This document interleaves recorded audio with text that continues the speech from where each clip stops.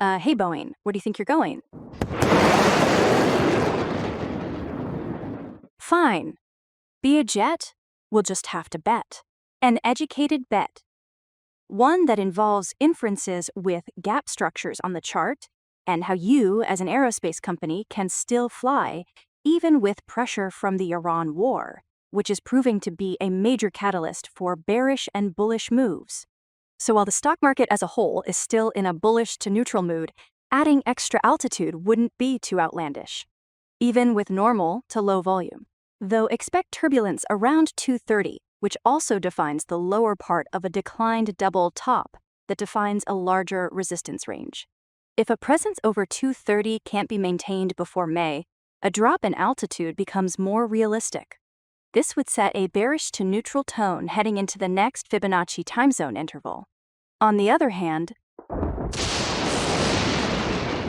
let's say the market were to just rain. A sudden downtrend would have to take the slow way down the stairs, not speedily slide like on an emergency exit out the side of a plane, all because of these small but highly relevant short-term gaps that offer stronger support potential towards the middle of the year.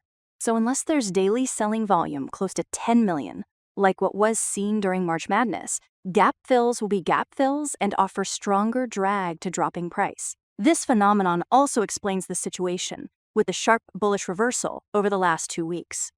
It's a steep leap with low volume that's made up for by being a near-perfect gap fill of that gap up from December, which also coincided with the broader market bounce that began April, for an extra pep in price's step, without necessarily having extremely high or even average volume.